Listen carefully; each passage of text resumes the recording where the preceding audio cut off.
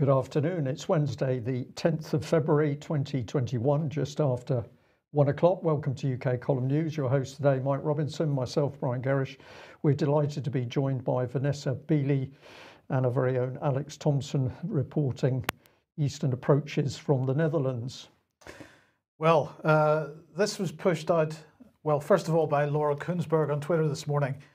Spin back 12 months, two messages from government today that have been quite simply unimaginable. Threat of 10 years in jail if you don't tell authorities truth about where you've been. And the Transport Secretary suggesting no one should think about holidays. So what's that about? The government has said that really there needs to be prison sentences for anybody coming from outside the UK into the UK. And if they've come from what's considered a risky COVID hotspot, they don't admit it, they could go to prison if it's subsequently discovered. And we've been firmly told there'll be no holidays this summer. Forget it. Just forget it. So Nick Bowles, MP, however, said the government needs to be very careful. People support the current restrictions because the vaccines offer hope of a return to normality. After everyone over 50 and everyone vulnerable of working in health and social care has been offered a vaccine, freedom must be restored. I think what Nick Bowles is really pushing there is this idea that people that are, shall we call them vaccine hesitant, people that aren't going to be taking the vaccine are going to be blamed for the fact that the government has no intention of lifting this lockdown. Well, there's going to be quite a media drive along those lines, I think, over the coming weeks and months. I think it's going to be a very strong one, but of course this is the same Nick Bowles that a few years ago warned us that the Conservative government intended to use what it called creative destruction in order to completely restructure the whole of government and society, and that's what we see happening at the moment. So I'm interested that Mr. Nick Bowles should be making these comments. Well, the BBC had Jonathan Van Tam this morning answering viewers' questions. It was very exciting. He was asked questions, will teachers be vaccinated? And he said, well, only after everybody else, unless they're already in on one of the lists for being at risk. But he was asked about catching coronavirus, catching COVID after taking the vaccine. And he said that the vaccines are never 100% effective, although your infection is unfortunate, because the lady that asked the question had in fact ended up with a positive COVID test after she'd received the injection. Although your infection is unfortunate, many more people will not have become infected as a result of the jab. Well, is that true? We're going to come on to that in a second with respect to the statistics over care homes. Before we do that, just want to make a correction for Monday's programme, because Brian put this graphic up on the left here from the Office for National Statistics showing the all-cause mortality rates for the last lot of years from 1990 until 2020, but unfortunately that was a slightly older spreadsheet that was taken from, and so that figure of 561,529 at the bottom wasn't the final tally. That spreadsheet was updated finally on the 12th of January. They're still saying that the number of deaths is provisional, but nonetheless the figure for 2020 is 608,002. So just wanted to highlight that. But the key point here, of course, is that those figures, the rest of those figures, absolutely correct, but those figures don't take into account population changes.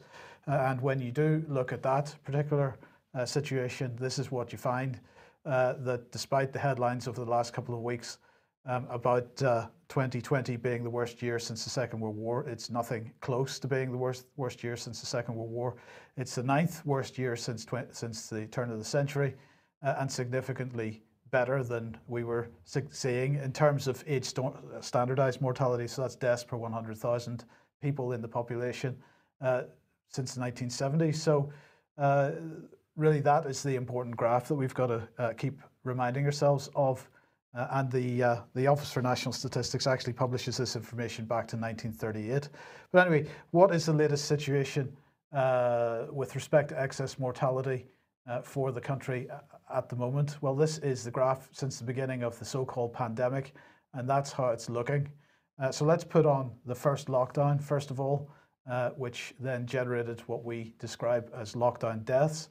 Now, some people still asking why we do this. And of course, if you didn't hear the explanation back in April and May last year, you won't know. But basically, this is on the basis of people that had comorbidities, or people that weren't getting medical treatment, or people that were being taken out of hospital with indeterminate COVID status and being sent into care homes, and then having blanket DNRs put on them.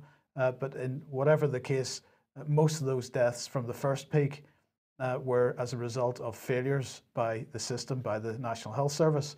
But here we are. Let's put a line on for when vaccination began. And we can now create a new block of excess mortality since then. Now, the big dip there, of course, is Christmas and New Year. So you've got to take that into account, that the numbers on the right-hand side of that will include people that died over that period. But I think we're going to call this vaccine deaths now, because it's increasingly clear that this is the case.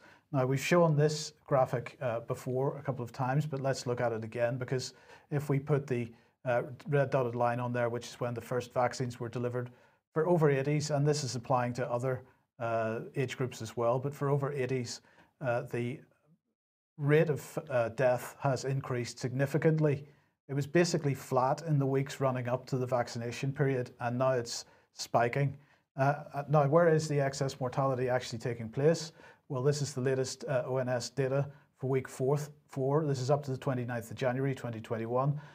Quite a bit of excess mortality taking place in hospitals. Care homes now, we're starting to see significant excess mortality, but still quite a lot of excess mortality in people's homes. So they're not getting the care that they need. In other locations, it's pretty much on the 5-year average. So, Brian, I don't know what you think of that. I've labelled the latest, the pink box on the graph, vaccine deaths as opposed to lockdown deaths, but actually in reality, it's a mixture of both of those things. There's very little that can be absolutely definitively confirmed as being COVID, because if people have ended up with symptoms similar to COVID having had a vaccine, then that wasn't COVID that did that, particularly in a care home, as we've highlighted over the last couple of days, that had no infection through the whole thing, had very good procedures in place. And we've got more people coming to us with more information about those increases inside the care home. So this is not just a report from us. Professionals out on the ground caring for elderly people are reporting to us that that is the state of affairs. My analysis of it is that there is no way that the government could not understand that its policies are killing off tens of thousands of elderly people. And I'll use the I word. I believe this is a deliberate cull of the elderly. It's planned, it's deliberate, and it's just a question that the wider public have got to understand how malicious the present UK government is. But can this be accidental? Do the experts not see these increases? Of course they see them, Mike. Well, and so do the media, but they're not asking any questions. So let's just run through some of the headlines. Breaking news, weekly COVID care home deaths approach 2,000 mark. The Sun saying 9 care home residents dead, 69 infected in mass COVID outbreak 6 days after getting vaccine. COVID-related deaths in care homes in England jumped by 46%, says The Guardian. 10 new care home deaths announced on the Isle of Wight, says the Isle of Wight County Press. Andover advertiser deaths in Andover nursing home following COVID outbreak. Deaths in Tregenna House care home following COVID outbreak. Devastating loss of life in care homes as second wave death toll grows. From Wales Online and Yorkshire Live, care home COVID deaths in Yorkshire past 100 for 3 weeks straight. And we just got headline after headline after headline of care home deaths following vaccination, and nobody's asking any serious questions about whether those situations are linked, particularly in the situation that we've got so many care homes that did very well over the entire period and didn't have any problems. Any cases at all. So, well, what is the Alzheimer's Society saying about this? Of course, they have a big interest in people in care homes. This is Fiona Carragher from the Alzheimer's Society saying these latest figures show the highest proportion of deaths in care homes from COVID-19 since the pandemic began. Over 26,000 people have now died in care homes, many who will have had dementia. We can start getting numb to these kinds of numbers. This tragedy needs to stop now. We need to urgently vaccinate care home staff and offer second vaccines to help to people living in care homes. So no questions from the Alzheimer's Society about the coincidence of vaccination and then mass outbreaks. It's incredible that people just aren't paying attention. They're not paying attention, but they're not able to think anymore. All this lady Fiona is doing is simply following the mantra which the government is pushing out. She's not doing any research herself. She's not looking at the figures. She's not using her organisation to find out what's happening on the ground. It's simply repeat the mantra. This is the dangerous bit, Mike. And before I ask Vanessa and Alex for comment, I just want to remind everybody of this that we showed on Monday's programme. This is Public Health Matters on the government website. What do we know about the new COVID-19 variants? And they make the point that there's a UK variant, there's a South African variant, and there's a Brazilian variant. And the point I was making on Monday was that if you look at this AstraZeneca press release, which is titled COVID-19 vaccine, AstraZeneca confirms 100% protection against severe disease, hospitalization and death in the primary analysis of phase 3 trials. What do they say? The primary analysis for efficacy was based on 17,177 participants, accruing 332 symptomatic cases from phase 3 UK, Brazil and South Africa trials led by Oxford University and AstraZeneca. And my question, Alex, if I can come to you first, is we said this on Monday. This coincidence seems more than a coincidence. Nobody is asking why the 3 variants come from the 3 areas where the AstraZeneca trials have been taking place. Well, this would be part of the death of logic in society, Mike, which, although I'm in the arts rather than the sciences, has always been a concern of mine as I've been endeavouring to teach, especially classical languages where you need syntax at a high level. Even in your own language, if you wish to be a person in public life, you need to know how to read and speak well. And that skill has been in decline for several generations. I think the likes of Charlotte Thompson, Isa Bitt, and John Taylor Gatto have brought out well in their books why this would be so and who benefits. But it comes to a point when people are no longer able, even in Enlightenment-heavy countries like Britain, to tell the difference between sufficient and necessary causation and to spot when a correlation tips over into a suspected cause. Now, these things are obviously evident to those who go on common sense, but the more you learn second and third hand knowledge without having your hands on the real world experience, this will happen. And I notice as regards the AstraZeneca vaccine, that most of Britain's immediate neighbours on the continent have now banned it for the over 55s or over 60s or over 70s. I've counted either parliamentary or government statements coming from France, Germany, Italy, Switzerland and Belgium to that extent, not here in the Netherlands yet. But people are rather suspicious of it. I suppose the bellwether country there, within the EU at least, is Hungary because it has Russia's Sputnik vaccine, but is within the EU for statistical quality standard purposes. So if Hungary can be relied upon to produce the most accurate data of countries using the Sputnik vaccine, let's see what the death rate is where that vaccine is being used. Yes. Vanessa, welcome to the programme. Just what are your thoughts on what we've mentioned so far? Well, I mean, it's just, I think what jumps out at me is how extraordinary it is, as if people are badly affected or even, heaven forbid, die having had the injection, the COVID vaccine, of course, then it's dismissed as having nothing to do with the vaccine, whereas we know if somebody dies of symptoms or they have symptoms of COVID-19 when they effectively pass away from a previous or pre-existing illness, then it's immediately attributed to the COVID-19. So, you know, we're seeing such really criminal duplicity going on, both in the official statements about the effects of the vaccine. I saw a report the other day saying that 1 in 3 people were affected adversely by the vaccine injection.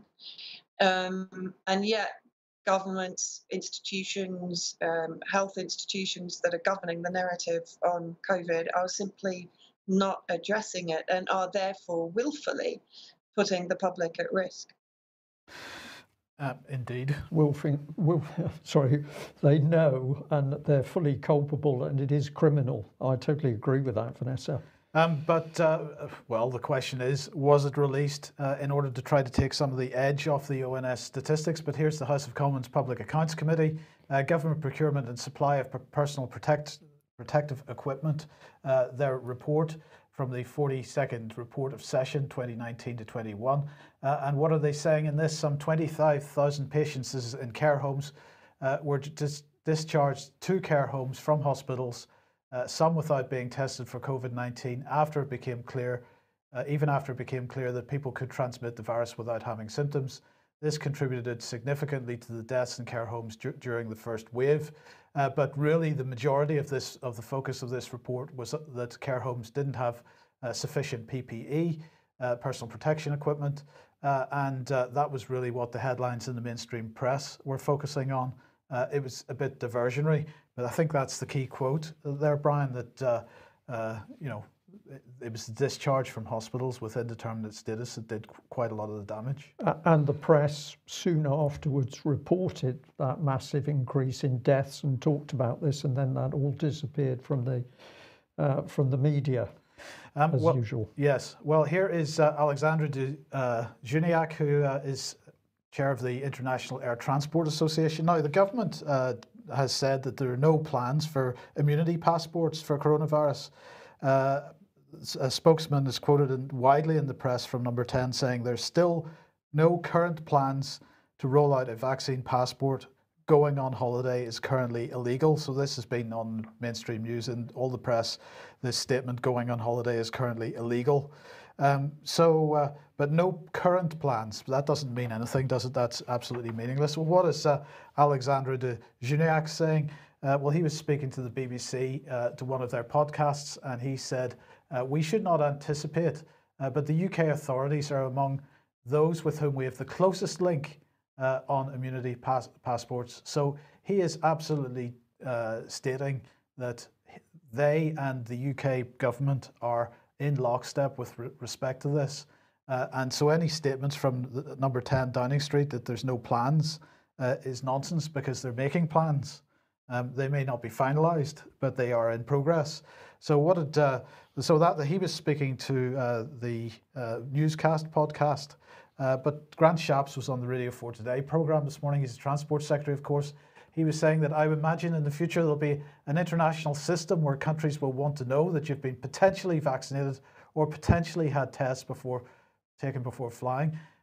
I'm not clear what that means. How can you be? Why would they want to know that you've been potentially vaccinated or potentially had a test? He doesn't want to tell the truth. He's trying to spin the truth. And so he's coming out with words which don't make sense, Mike. The man's lying, in my opinion. That's what it shows. Okay, and he went on to say, I think the confusion comes when people talk about domestic passports, which I think is not on the cards. So it's not a definitive denial either. He just thinks it's not on the cards, but then he also thinks that potential immunity passports or something, or potential vaccination is something that people want to know about. So I'm not clear that he really knows what he thinks. So where does that take us then? Well, I couldn't resist this, because for me this article tells us where this is all going. It's based on Jerusalem and what the mayor of Jerusalem has said recently regarding unvaccinated Arabs. But he's stopping them going to the mosques. But I just read this and I thought, yes, this man is telling us exactly what's going to happen. Muslim residents of East Jerusalem won't be allowed to visit mosques if they refuse to join Israel's vaccination drive. The city's mayor has warned community leaders. The people in the Muslim part of the city were indifferent to being vaccinated against coronavirus and needed, quote, extra persuasion to get the shots. And then this is the bit that caught see, when you're talking about Israel, though, the word shot could have multiple meanings. It's a bit difficult. I don't think there's any doubt in the meaning here, because this is to do with threats, intimidation and brutality. This is the statement. Remember what I tell you, friends. Whoever does not get vaccinated won't be able to return to normal routine. And I think that mayor is telling the truth. He is showing how the system is going to work. And the fact that this is being said in Jerusalem is simply indicative that this is what's going to be said here in the UK and the West. So this is a pretty brutal statement. Vanessa, what's happening in Syria and Lebanon with regard to vaccines? Are they taking this strong position? Well, as far as I'm aware, I think the earliest that any vaccine is going to hit the ground here in Syria is April. I have no idea what kind of vaccination program they have lined up. But in all honesty, I've said this before, there is very little interest in the COVID narrative generally here in Syria. People have a lot more important things to worry about, basically. But I think, as far as I know, I think they're looking at. I think China actually is providing something like 150,000 vaccines, but I'm not really sure. I mean, that's a drop in the ocean of an 18 million population. So it's not the top news story by any means, and we'll be coming on No. to a bit more in a second. Now, if you like what the UK Column does and you would like to support us, then please head over to ukcolumn.org/community, and we'd be very pleased if you would join us there, join the community there, and also please do share our material. It's on various platforms and on the website as well. And we just say, well, we'll ask the question, are we having an effect with your help? We believe we are. So the whistleblower section that went out from Monday's news, that's now up at 32,000 views. And as a result of that segment, more people have contacted us from within the care system. So more facts and truth to come to the surface. So we're going to say, if you haven't heard that clip, please listen to it and share it with other people and warn what is happening and help protect elderly people, amongst others. We'd also want to say a very big thank you to Andrew and Caroline for your support and a very generous donation. So that one's very simple, but much appreciated. Thank you. Absolutely. Now, okay, Vanessa, you caused a bit of trouble on Twitter a week or so ago with this tweet. Britain was a reply to sorry, you're going to have to remind me. It's a reply to Peter Hitchens, of course. Yes, right enough. Okay, so, and it says Britain was not drawn into a Syrian civil war. It effectively fomented and planned civil unrest to overthrow a non-compliant government. See Roland Duma, 2013. Also, BBC Media Action, Juliet Harkin was identified suitable opposition in 2004. Now that, just to remind everybody, you have linked to an article on the UK Column website, BBC Fake News Reality Check. But this was the key quote that Juliet Harkin was quoted in that article as having said. She said, "We, BBC Media Action, worked in 2004 with individuals within the Syrian ministry who wanted change and tried to get them to be drivers of that. All media development work that has been done in Syria has, in my opinion, been predicated upon this idea that there can be change from within. You have an authoritarian regime and you find who the reformers are within that and you work with them." Now this, your reply to Peter Hitchens got a response from Juliet Harkin, and she said, "Vanessa, kindly read the original report and desist from using my name like this in your PowerPoint presentations. You've completely misunderstood the report and context." Now, I'm going to show some quotes from the report in a second, Vanessa, but first of all, in your view, have you completely misunderstood the report and the context? Well, actually, I mean, I had a discussion with Peter Ford, who was British ambassador at the time. He was there 2003 to 2006. So effectively, he was British ambassador in Damascus when Juliet Harkin was also in Damascus working for BBC Media Action. Now, Juliet Harkin, in our very long Twitter conversation, cited Peter and informed me that she believed that he had approved her presence in Damascus. Now, when I spoke to Peter, he had no recollection of Harkin. But what is interesting is the context of the time she was in Damascus. In 2004 was a point when Tony Blair and Bush were trying to develop the different relationship with Syria. post invasion of Iraq, the second invasion of Iraq. And if you look at the emails between Bush and Blair, which can be found in the Chilcot report, you can see Blair is suggesting, instead of going immediately for military intervention or proxy military intervention in Syria, we should perhaps try to foster a different relationship. So I actually floated the idea to Harkin on Twitter that, well, okay, perhaps you went there with the intention of identifying opposition, of influencing media, with a view to putting forward the reforms that the British government wanted to see in Syria implemented by Assad at the time they were courting him.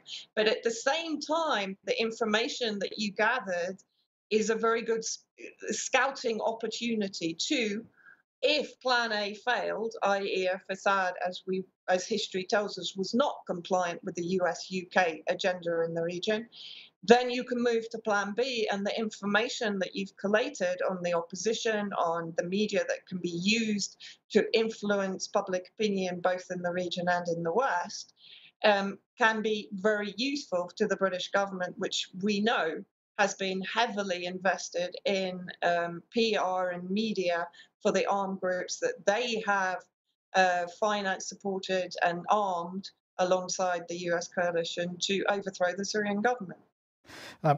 Okay, that's pretty clear. But let's go back to let's look at the report then. This was the report that quote came from. It's called Country Case Study Syria: Support to Media Where Media Freedoms and Rights Are Constrained.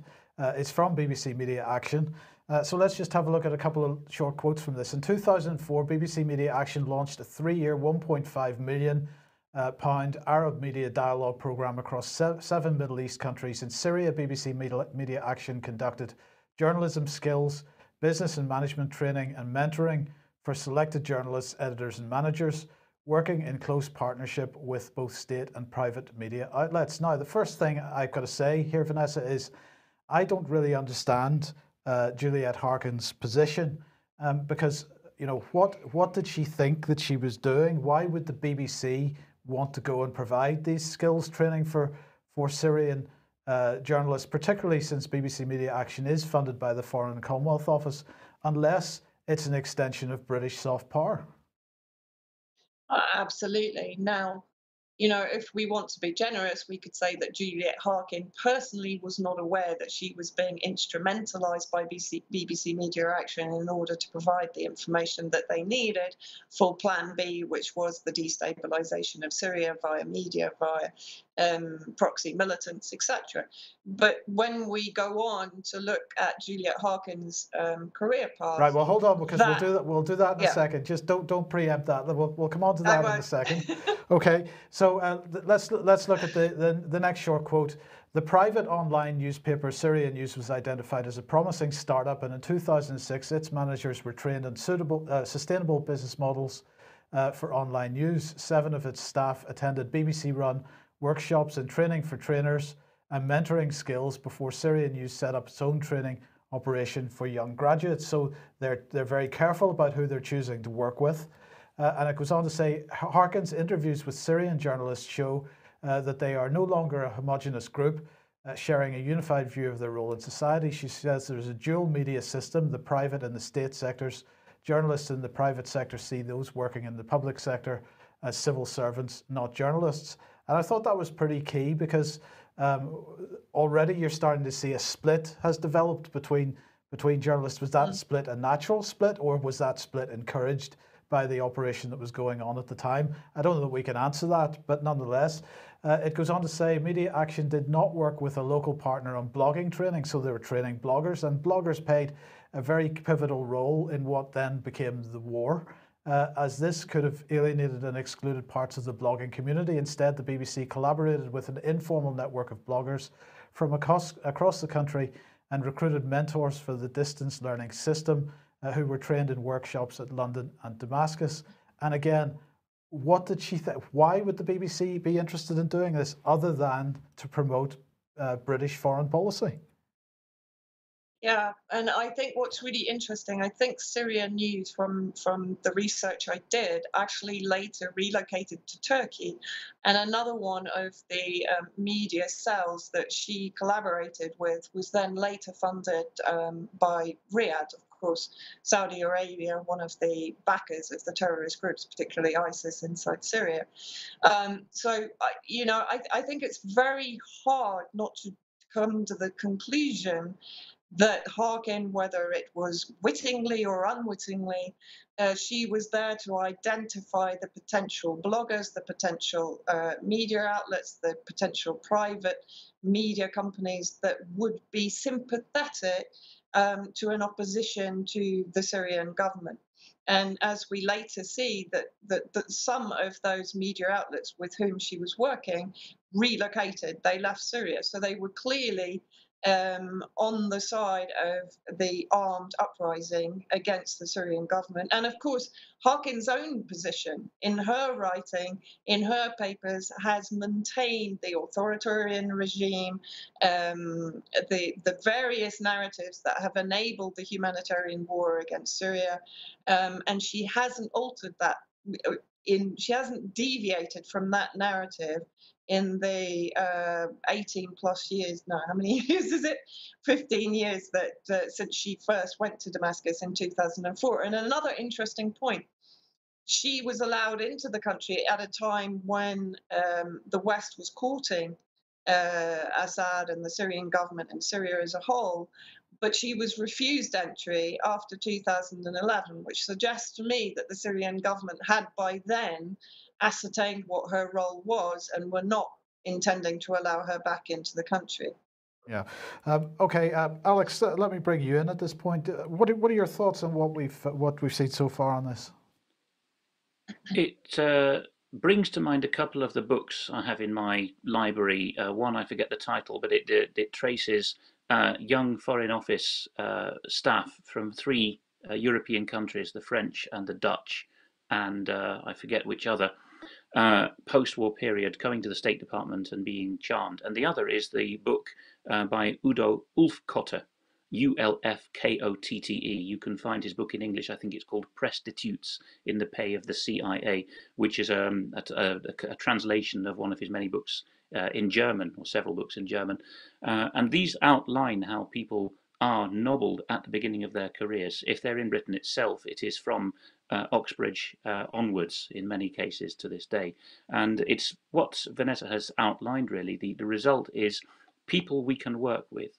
And I will not over-egg the claim here, but I have, in my 8 years at GCHQ, heard chatter from Foreign Office and MI6 people in the hottest parts of the world, shall we say, the most interesting ones to British foreign policy, talking about British and local journalists who are more or less in three categories: for us, against us, and indifferent, as it were.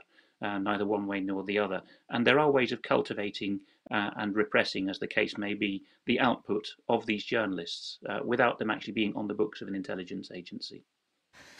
Okay, so Vanessa, you mentioned her future or her later career, and let's have a look at a couple of her later roles. First of all, here she was a consultant. She then became a consultant in 2011 to 2012 for Global Communications Studies, Annenberg School for Communications. What do we know about this organization, Internews?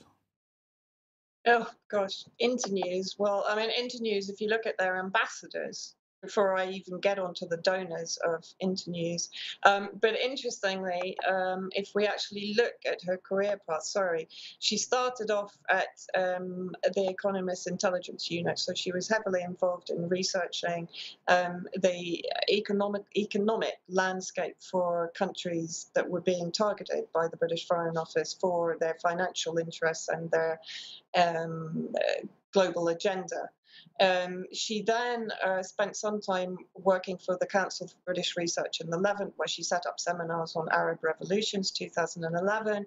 And I also have to say, I mean, perhaps Alex can comment on this, she dots around from her various jobs, spending on average between 3 to 4 months at each position. She then was a freelance consultant for Chatham House based in Egypt just as the Arab Spring was coming to the fore there. And as you point out, in November 2011, she spent 4 months as a consultant for Internews, and again in April 2012, she was a project director, Arab World for Internews Europe. Now, Internews, when we look at them, I mean, this is an organization geared towards change and influencing change. We have as their ambassadors Sarah Baxter, Deputy Editor of the Sunday Times, Lord Black of Brentwood, Deputy Chairman of Telegraph Media Group, Sir Simon Jenkins, journalist and author, Sir Martin Lewis, CBE, journalist, broadcaster, former BBC, and ITN news anchor, Chairman of the Queen's Award for Voluntary Service, and Executive Chairman of Your Big Day Limited, whatever that is. If we look at their website, we come across, of course, their various global theories of change. This is a huge organization invested in change, invested in influencing change in target nations. And Harkin's focus, as always, was, for example, as consultant, she was leading an innovative pilot research study focused on how major broadcasters are using social media content from Syria to cover the Syrian revolt, as she puts it, revolution. Also sampling views from social media users read the coverage of the Syrian revolt. Now, that can be interpreted in hindsight with the recent leak of the UK Foreign Office documents showing that the British government was extensively providing PR and media coverage to whitewash the armed groups, including those linked to Al-Qaeda and even ISIS, that Harkin was basically involved in providing the information that was enabling that black op against Syria to be successful, as we know, really it was. Well, look, I just wanted to put the donors for Internews up, because of course we got UK Aid, now part of the Foreign Office. Channel 4 was a key one because of course Channel 4 have produced documentaries. They've used so-called local journalists, and many of these people that they've used have quite possibly been through this type of program, because they're quite young, they've been groomed. And they're providing a particular narrative to Channel 4, BBC Media Action, of course, in there, and then other usual suspects like the United Nations, Odemeyer, Facebook, John Hopkins, World Bank, Rockefeller Foundation, and so on. But let's move on with it, because then, as you say, she became a research associate at Arab Studies Institute, undertaking research on Middle East and the media with a focus on Syria, including contributing to the new Syria page on, well, you'll have to tell me what the website is. On the Jadalia website. Now, Jadalia itself is pretty interesting. I mean, even all of these organizations that she's worked for, and I would like Alex to possibly confirm this speculation on my behalf, all of these organizations from Chatham House upwards are connected to British intelligence agencies. And Jadalia, let's have a look at this. I mean, she contributed to Jadalia. Jadalia was very supportive in the 10 years of its existence of the Syrian uprising, in inverted commas. Jadalia is partnered by Active Arab Voices, which in turn is partnered by Ayman Asfari, who of course was instrumental in the creation of Syria campaign and the White Helmets. Brian, you'll like this, partnered with Common Purpose. So clearly it has a very strong leaning towards behavioral insight, towards influencing change. The Ford Foundation, Open Society Foundation, Chatham House, UNDP. So in every situation where we find Juliet Harkin, we find this nexus of intelligence-linked organizations that have been and are still instrumental in the destabilization of Syria. Alex. Yes, I concur with Vanessa, but what might surprise some listeners is that I would say that it is not the intelligence agencies that would have the whip hand in this relationship. I would say that they are instrumentalized by the tax-exempt foundations and the think tanks. If you go up the tree from the Foreign Office to the body which functions as the Foreign Office's think tank, Chatham House, you are moving from public to private. You're moving from civil servants into the world of the oligarchs. The same is true with The Economist, which has long behaved effectively as the house journal for Anglo-American, what might be called neoliberal foreign policy, but above that works as a mouthpiece for the Trilateral Commission, or ultimately Bilderberg, which is uses the Trilateral Commission as its more day-to-day managing board, as it were. So that's the flow that I would see whenever I went to Chatham House events and met these sort of squirreled away persons who were working on parts of the world like the Levant and the former Soviet Union. It would always be the case I would meet someone from the Economist intelligence unit. Yes, it is a magazine with an intelligence unit.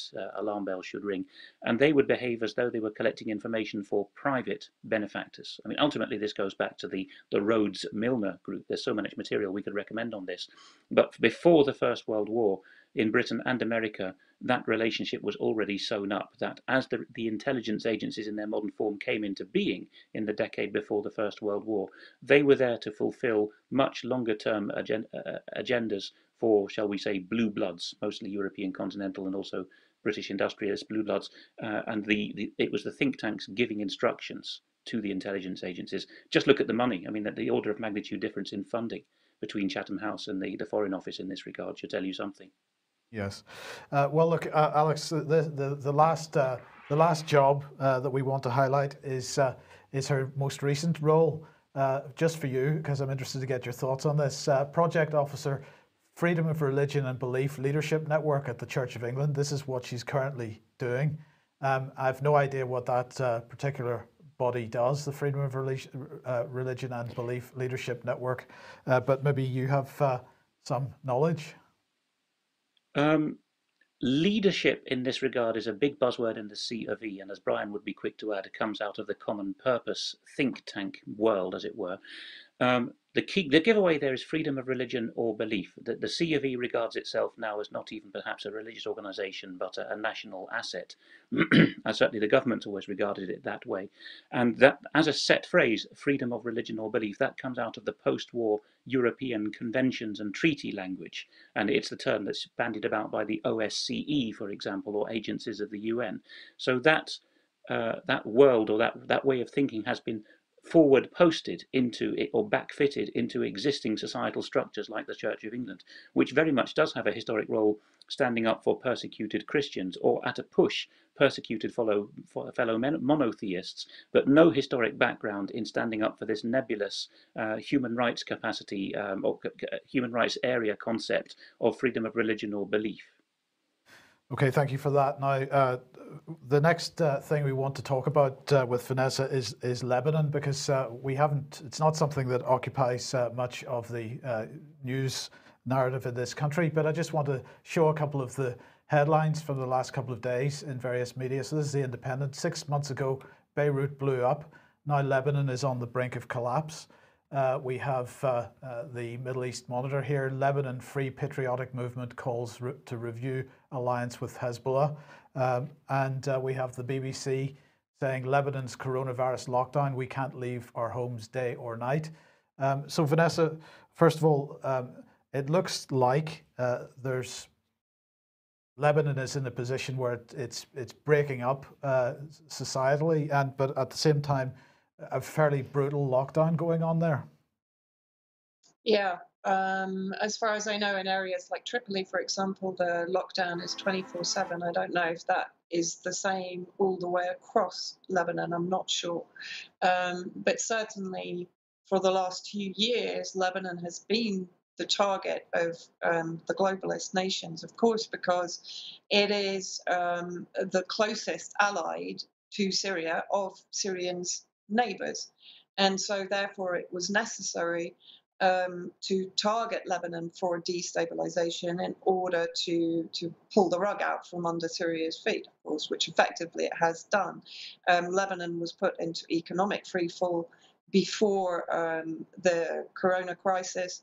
Of course, we then had the dreadful tragedy of the explosion in Beirut port, which also the intimation has been that it was because Hezbollah had been storing ammunition, weapons, etc.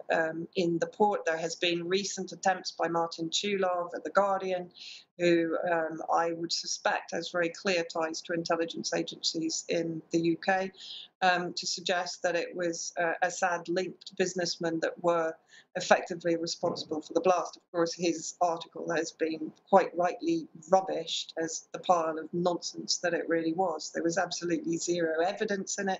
What evidence that was there was discredited immediately. So, you know, this was a very lame attempt to attribute blame for the blast on Syria, effectively.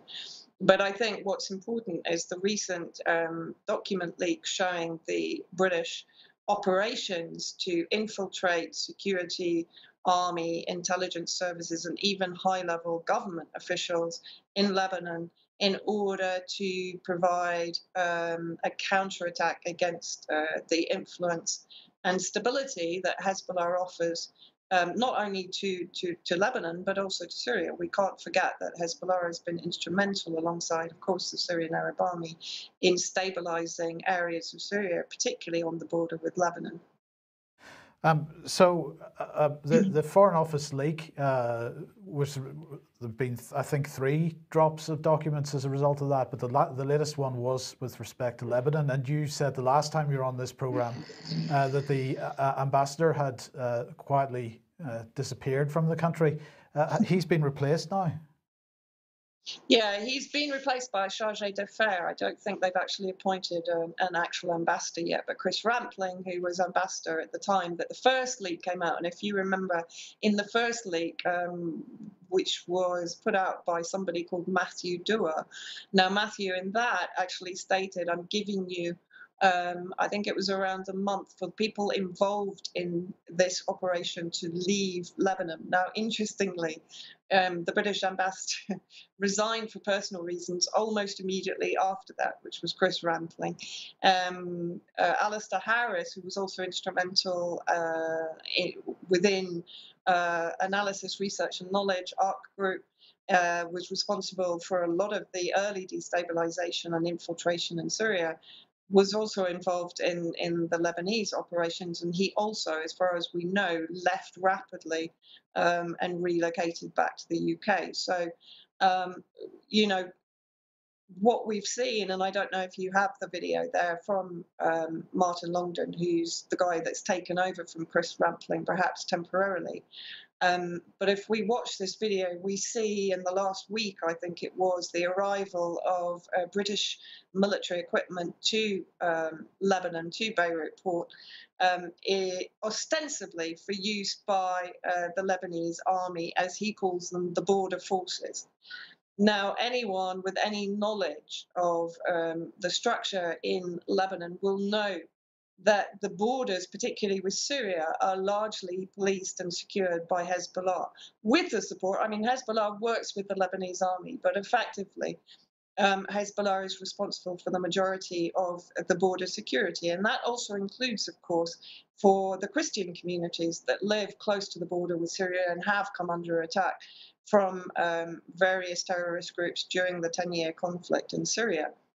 And of course, what we also need to remember is that in those leaked documents, the target was very clearly Tripoli. Tripoli is very focused on by the groups that are the organizations that are being used as outreach agencies for the British government to secure influence inside Lebanon. Now, Tripoli, as I'll come on to once we finish this video. Now, if we look at on the map where Tripoli is, and I've marked quite clearly the area of Al-Qusair, which is on it's sort of between Homs, which is in Syria to the northwest of Damascus, and the border of Lebanon. Now, at the beginning of the war against Syria, of course, the US endorsed a project to transport gas from Qatar to Europe. The new pipeline was planned to begin in Qatar to go through Saudi Arabia, Jordan, bypassing what they considered to be Iranian-influenced countries like Iraq, to Syria. And the actual pipeline would pass directly through Homs and branch into three directions, to Latakia, Tripoli in northern Lebanon, and Turkey, and then obviously on into Europe. Now, we know that part of the reason that the war against Syria began was because Assad favored the Iran pipeline, which was backed by Russia. Now, Homs also has its own hydrocarbon resources, which again were of interest clearly to the US coalition. And that's why this entire area was one of the first areas to be occupied by the proxy militants, funded, of course, by Qatar and Saudi Arabia. So all those that had a vested interest in the progress of this pipeline funded the armed militant groups to occupy these areas to secure that pipeline. This was very clear in the beginning of the conflict. Hezbollah were instrumental in the liberation of Al-Qusayr in 2013 and the securing of effectively that pipeline. But, you know, it's not rocket science to figure out why the British now are trying to gain influence inside Tripoli to turn that entire area against Hezbollah. And to secure what is effectively one of the endpoints of that main pipeline mapping out. And Homs was the central crossing point.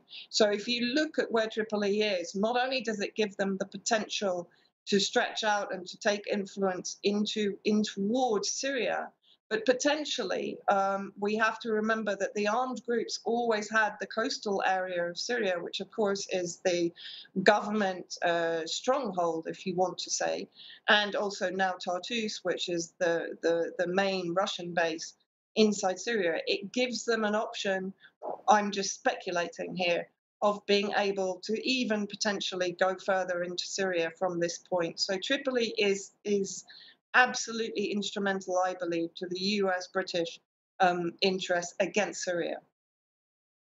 Okay, thank you. Any thoughts? Yeah, my thought is that I'm sure that your analysis is correct, Vanessa.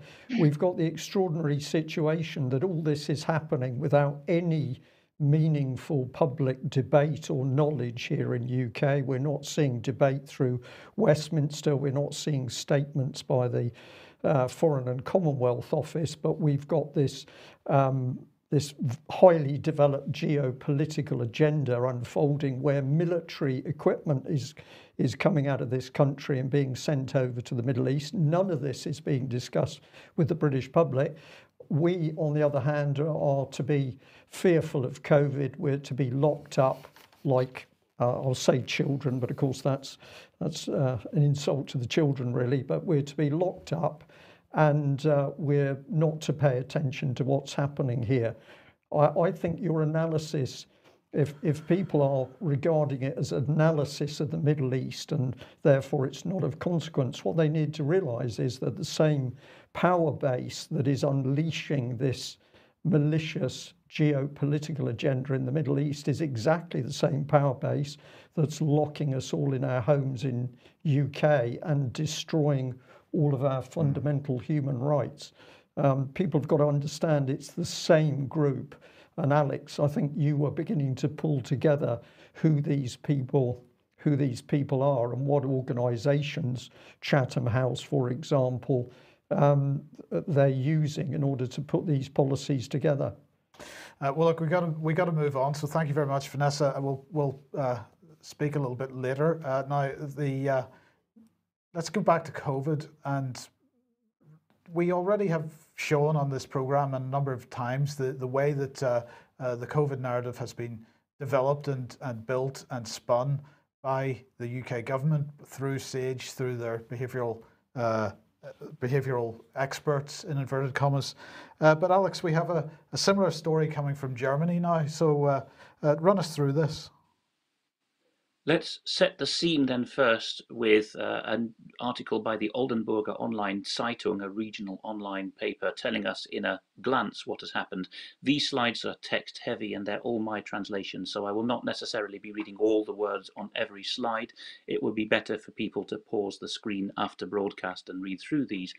So what we are reminded of by this Lower Saxony news outlet is that nearly a year ago, late March 2020, a bunch of mainstream media titles in Germany boasted of having got hold of a 17-page internal report, as it was called, that played out multiple scenarios. One of these forecast over 57 million Germans would get COVID and 1.15 million would die of it, and that there would be a German economic meltdown with a 20% drop in gross domestic product.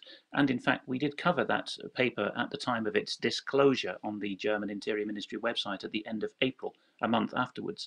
Now we have more detail on the hoo-ha that was going on in the background.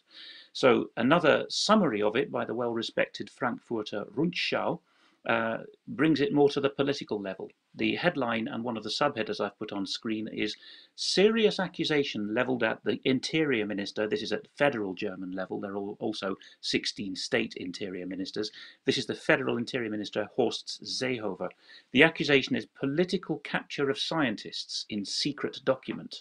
And in the subhead, accusation of capturing scientists for political purposes. Let's zoom in a bit and see what's going on here. Here's the scoop by the Sunday title Welt am Sonntag. Welt generally is somewhere between the Times and the Telegraph, a kind of centre-right, somewhat faux opposition or faux anti-socialist publication, shall we say, that throws up its hands in horror at various things, including, and you'll see this in the English-speaking world, there's a bit more squeaking from the centre-right about overreach in COVID lockdown than from the centre-left, but it's all a sham in the end. So Welt am Sonntag went large with this. In an email exchange, they say, Interior Ministry State Secretary, so that's a junior minister in English-speaking terms, Markus Kerber, of whom more anon, pleads with researchers to come up with a model that could serve as the basis for planning, quote, measures of a preventive and repressive nature. This is not a quote from a hammy war movie. This is actually Herr Kerber speaking. We'll be taking measures of a preventive and repressive nature. Welt am Sonntag goes on, having got hold of this cache of email documents. Within just 4 days of the email, the scientists, that's those who were addressed by Mr. Seehofer's top man, were working in close coordination with the Interior Ministry to produce a paper that was marked secret, which nevertheless in the next few days leaked out to various media. The only other big title nationally in Germany that's got hold of this to the same extent is Focus. Here is Online Focus, picking up a bit more. There's a nicely masked Mr. Seehofer, who, by the way, until last year was the state premier of Bavaria and the leader of the Bavarian Christian Democrats, who form a party of their own in Germany, CSU. And it says in Focus, the internal email traffic between the Interior Ministry and the researchers reportedly runs to 200 pages, according to the Welt am Sonntag. Lawyers had contested for months the release of this correspondence with the Robert Koch Institute, the equivalent of the US Centers for Disease Control in Atlanta, or various other public health advisory bodies that have been tarred with scandal for the whole of the last year. In fact, the two main names as we go on that people will hear about, the top of the tree in German public health planning, are two of the triumvirates that Rainer Fulmich is targeting by name in his lawsuit. If you could just go back to the Focus bit, I will just look at the last, here we are, this is quite important, the last paragraph. It is evident from the emails that the scientists had thrashed out content for a secret paper, which in the event did not stay secret. So let's just very quickly remind ourselves of this paper. Those who read German or who wish to use an auto-translator can go to what's on the next slide, the German Interior Ministry. Its rather strange English-speaking title, by the way, is...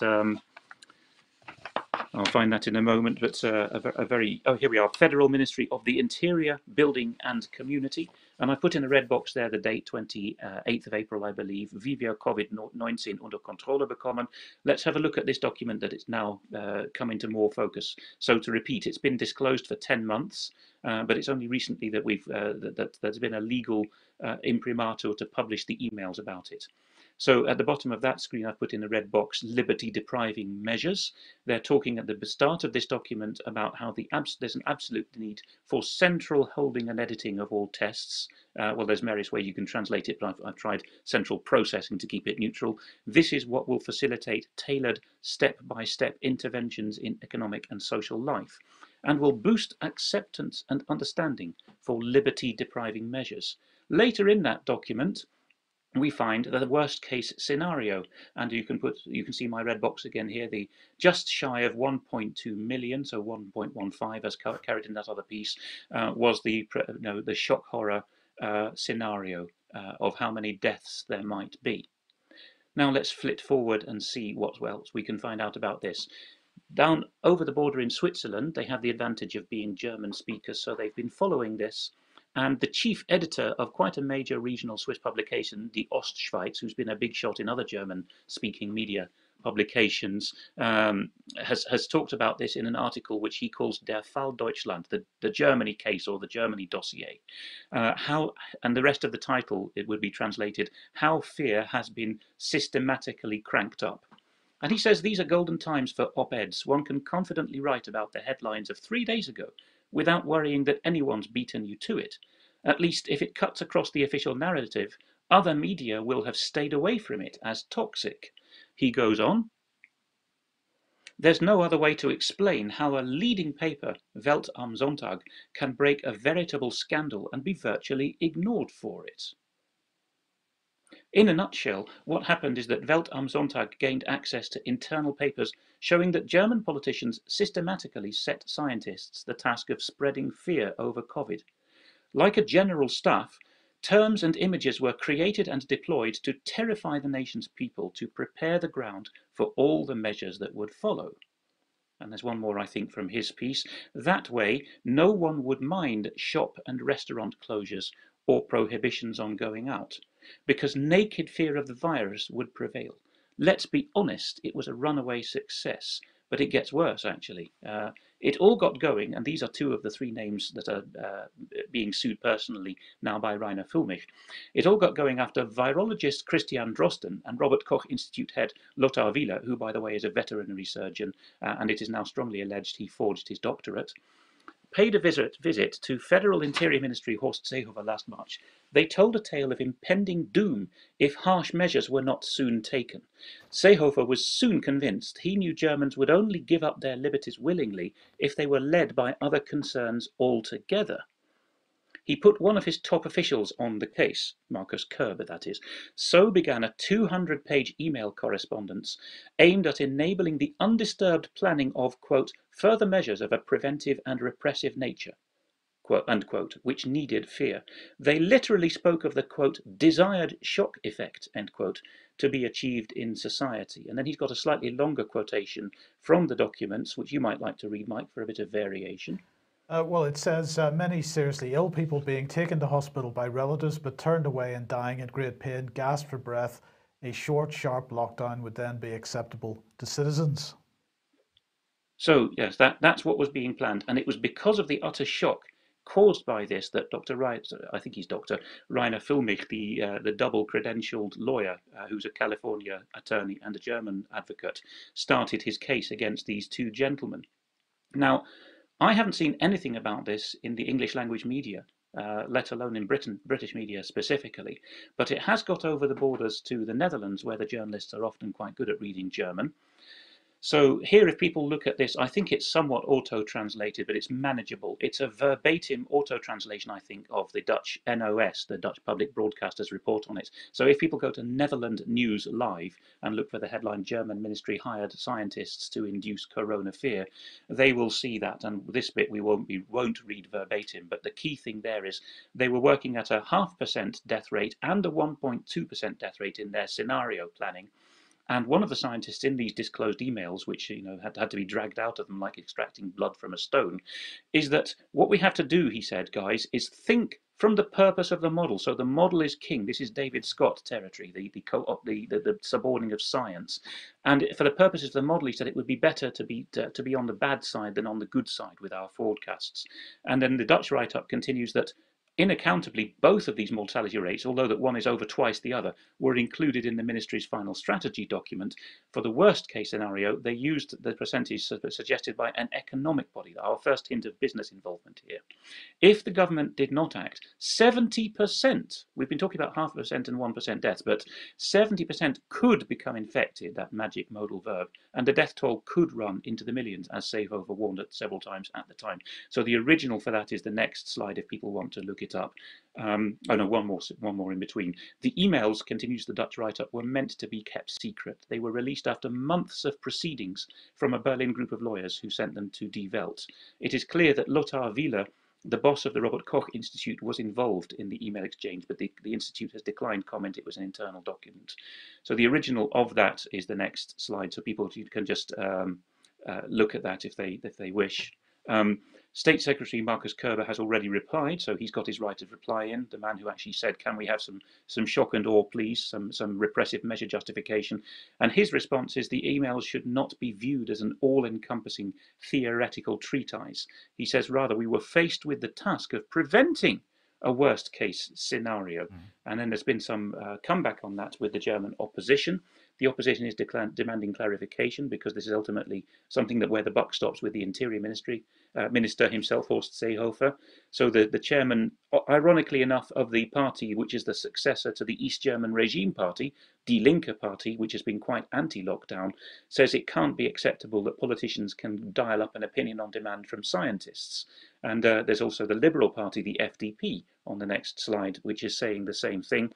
So the Liberal Party wants an explanation today in the Bundestag. One of their members of parliament, Konstantin Kühne, has said science and politics, well, quite normally they will exchange ideas, but we can't have tailor-made results being presented. The original of that piece then is that NOS slide which I mentioned. But just that's enough slides for this, but let's focus now on Dr. Marcus Kerber himself. I've only got one mugshot to avoid doing overkill on him, but that's what the guy looks like. He has, grown and shaved his beard over the years and worn and not worn glasses for photographs. But here he is in his official ministry portrait. So to repeat, he's a state secretary. In the German model, that's a junior or assistant minister in American or Canadian or British terms. There we are. Oh yes, this is something we kept to the end as well. Die Ostschweiz, the piece I referred to from Switzerland a moment ago, has a rather telling conclusion on this.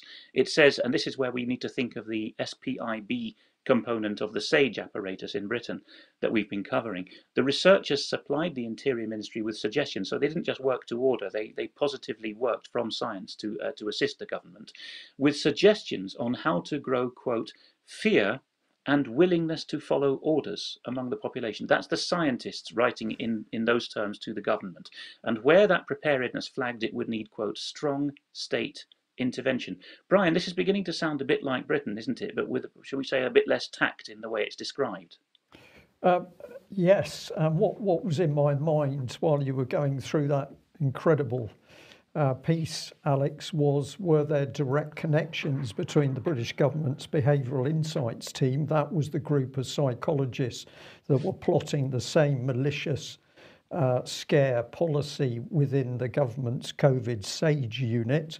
And we broke that as a story when we got hold of the minutes of the 22nd of March 2020 meeting, in which they were openly saying we need to make the British public more fearful. We need to get people frightened enough that they will do as we tell them. We need to turn communities on each other so that the communities effectively police themselves. And they also said we need to be careful doing this because it could escalate, and you could read into the text that their fear was people would turn on each other physically instead of just complaining that you weren't wearing a mask. So all of this malicious, malevolent policy we saw being developed very clearly in the United Kingdom. And of course, we followed the trail through the Franco-British Council to the quasi-secret meetings where they were bringing French behavioural science experts into rooms to discuss with British experts how this policy was going to be used jointly in UK and France.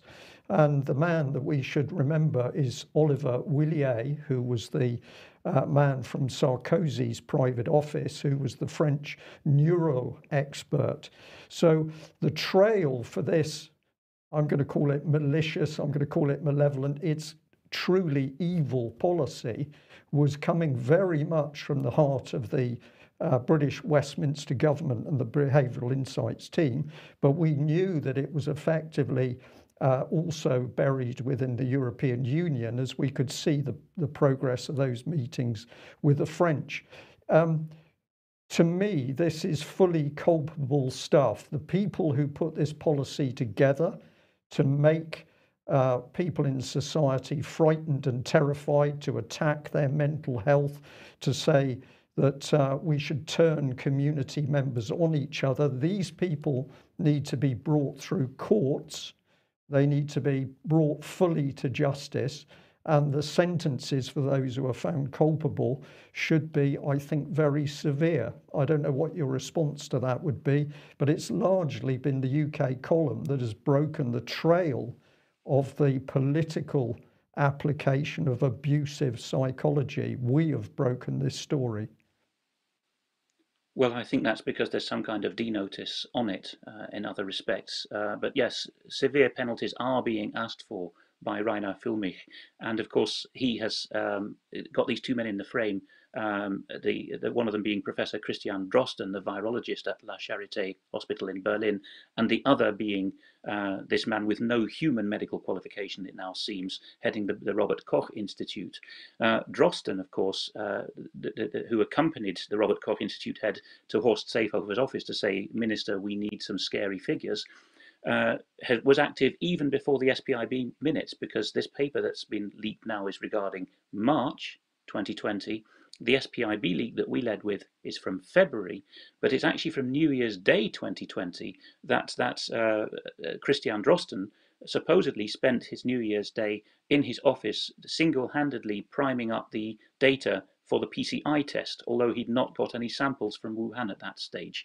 He sat in his office and did it all digitally as a kind of construct. Now we're running out of time here, so I'll just say that the figure whom the Interior Minister put onto the case, Mr. Horst Seehofer's sort of lieutenant, is very, very interesting. This gentleman, Markus Kerber, to give him a one-paragraph description from an investment banking website, he's the managing director, or was before this appointment, of the Federation of German Industries. He worked as an investment banker in London, in the equity capital markets divisions of Deutsche Bank and Warburg and Company. Prior to his appointment to the German Treasury, Dr. Kerber was Director General at the German Ministry of the Interior from 2006 to 2009. So he actually came back into the Interior Ministry, having been in business for a while, being the head of the German equivalent of the Confederation of British Industry, the CBI. So people can easily find a CV of his if they look on the Commerzbank website, because he's been there as well. They will find a potted biography on the Federal Ministry of the Interior, describing his doctoral studies in sociology. There has been a focus on him because he was big at the Interior Ministry around the time of the German response to Brexit. The key Munich newspaper, the Süddeutsche Zeitung, led a piece from that period about who is this man who, I think that the headline called him Seehofer's Mann für die Heimat, so the Seehofer's man for the homeland front, as it were. And the article rather interestingly begins, he could have been any number of things. He could have been a chaplain, he could have been a professor, he could have been a football trainer. But as it turned out, he was a city gent, and then he came back to the German Interior Ministry. That's the background of the man who ended up asking scientists, would you mind awfully coming up with some repressive measures for us? And most tellingly of all, I think, when the refugee crisis hit Europe in 2016, we find him in the Irish Times proposing a quid pro quo. The headline there is Greek debt, the possible key to refugee solution, says German business chief. So when he was still head of the German equivalent of the CBI, he was saying, let's pay the Greeks to police the borders to keep all these Syrian refugees out. Very odd, because at other times he's been saying that refugees, largely from Syria, are the future for German industry that's losing its manpower. And rather horrifyingly for David, I think, he is a member of the Friedrich A. von Hayek Society of Germany. So he claims to be an Austrian economist. Well, your segment has taken us to a very interesting place. Alex, I'm smiling because you've got two investment bankers. So we've gone through the political situation in UK. We've gone through the horrors of the COVID lockdown. We've seen the effects of United Kingdom geopolitics in the Middle East. And now we're into abusive psychology, which ended with the name of a particular banker. We're going to end with a segment here which is also bringing us a focus on the banks. There's two sides to this: the criminality that is within the international banking system, and the fact there are good people who are prepared to stand up. But of course, it took the BBC to attack one of the men who's been standing up and doing a sterling job to take on criminality. This was their headline from earlier today. Thames Valley Police and Crime Commissioner Anthony Stansfield acted outside jurisdiction. A couple of quotes: the Police and Crime Commissioner became involved in, quote, civil issues outside his jurisdiction, a panel has found. So remember that expression. He was just involved in some civil issues. We've got this one here: a Police and Crime panel committee found Anthony Stansfield should not have become involved in an insolvency matter after KPMG, one of the UK's largest consultancy firms, filed a complaint. I didn't have time to get in to have a look at KPMG, but my brain says to me that they've been involved in some pretty mucky stuff over the years. But they were the ones that put the complaint forward. We've got this: Thames Valley Police and Crime panel invited Mr. Stansfield to explain his actions after a complaint was made against him by David Standish and Blair Nimmo from KPMG and their legal advisors, DLA Piper UK. Now remember that KPMG is one of the massive companies that effectively looks after the books for global corporations. And of course, they are instrumental in helping, I will gently say, control money flows and how those money flows are reported. Let's carry on here. The panel upheld the complaint after finding the Conservative Police and Crime Commissioner did not have the authority of the Association of Police and Crime Commissioners, a national body of PCCs, to become involved in the matter. So quite clearly, according to the BBC, Anthony Stansfield has been up to no good, and his face is all over the paper. What the BBC didn't do is investigate in any way any of the matters that were actually being investigated by Mr. Stansfield himself. And he responded quite robustly. He said that Thames Valley Police and Crime Panel have reached a decision on a subject they know little, if anything, about, and that is absolutely correct. The duties of the PCP is to hold the Police and Crime Commissioner to account, but also to support him. This, my panel, has failed to do. And then he goes on to say, as the lead for fraud and cybercrime for the Association of Police and Crime Commissioners, it's my duty to be concerned with the issue at hand after, quote, thousands have been defrauded by banks, legal practices and accountants. I cite the case of a former HBOS banker in Reading and 5 other financiers who were jailed for their part in a, quote, 245 million loan scandal in 2017. So the BBC failed to do any investigation into what this man has been warning about.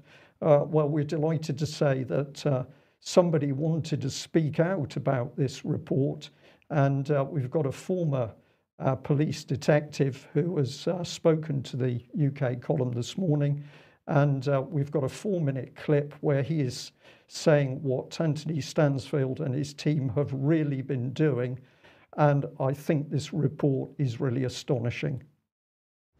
I was a detective for many years in the Devon and Cornwall Police. I'm retired now. Basically, I was a victim of bank fraud where senior bank managers stepped in with a view to taking my property off me, and I'm still in that battle now.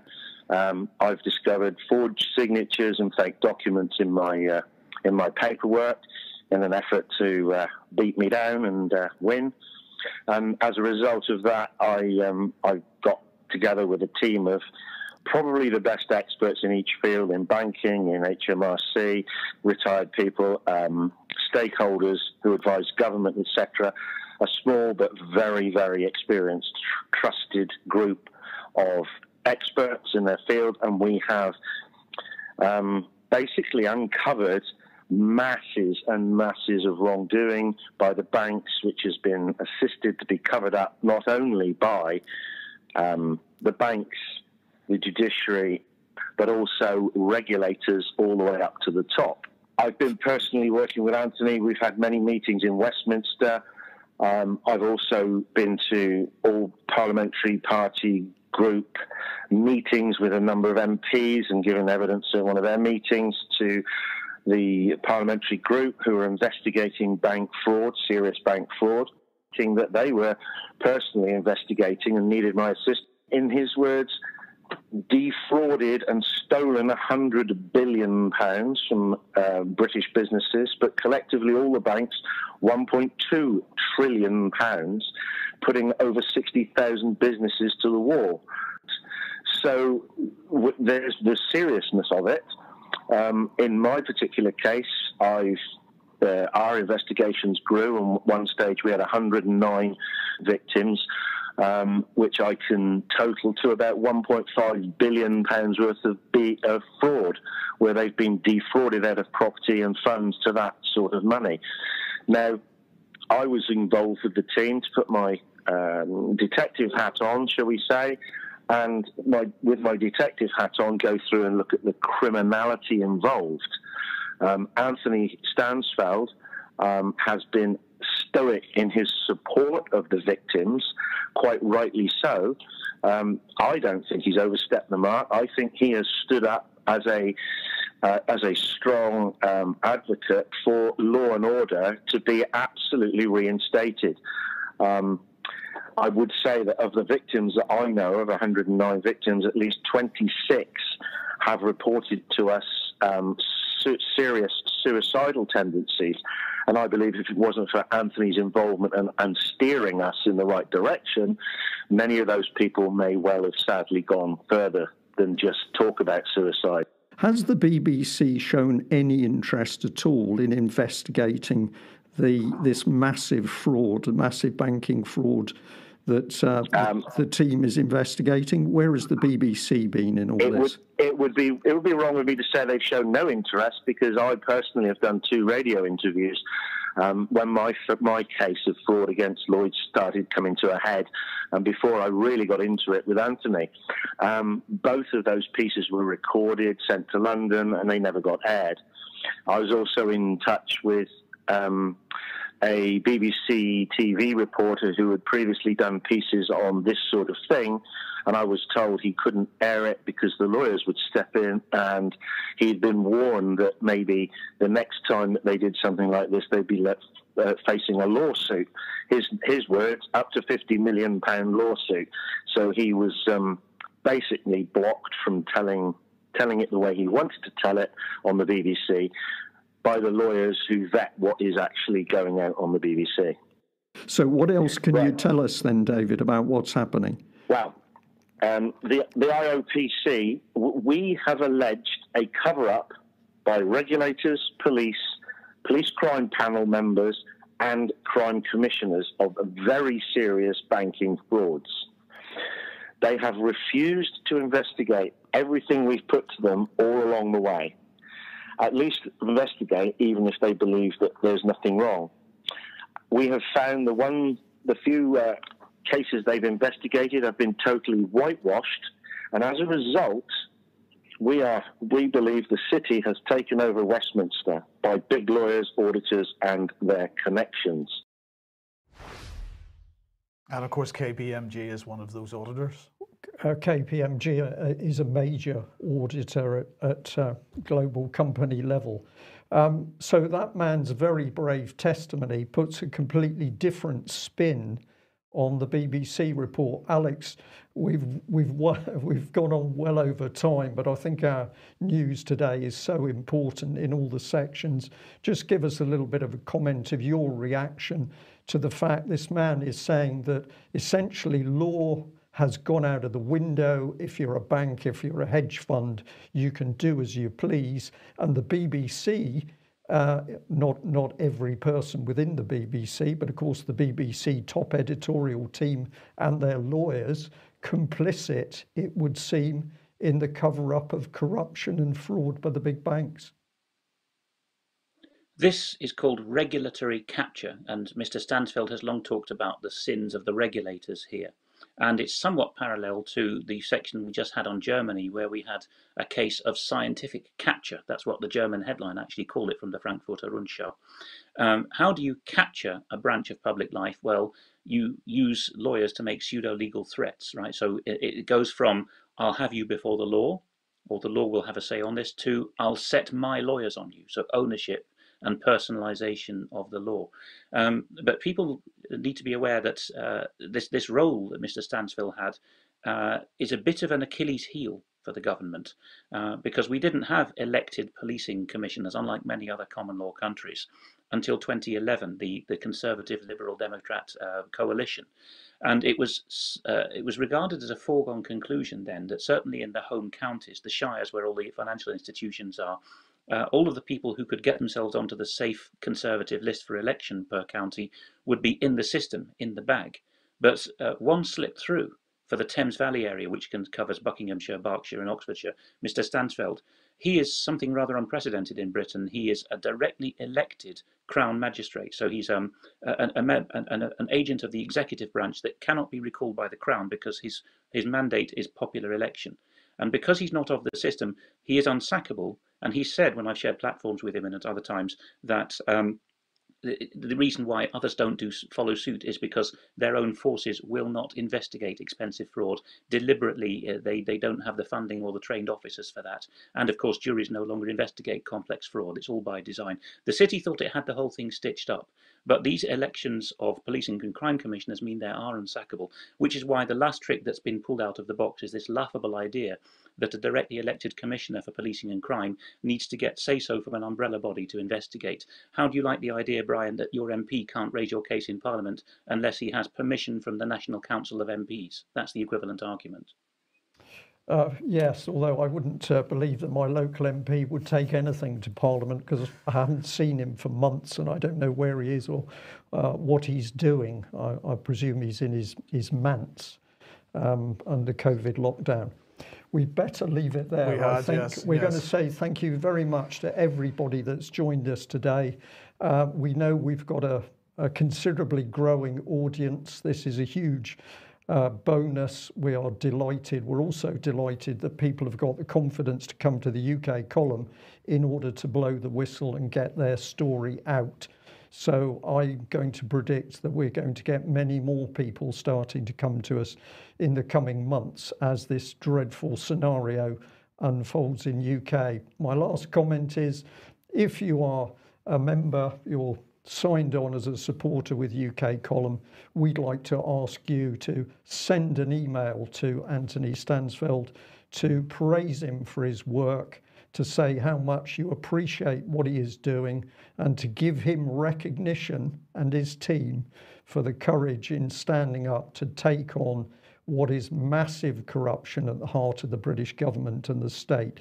It's only when we've dealt with this will we be able to lift off the rest of the problems, including the COVID side of life. So you've got an opportunity today to do something very simple, very positive. Send this man and his team an email praising them for what they're doing, and let's see if we can get some more whistleblowers coming forward. Thanks for joining us. Bye-bye.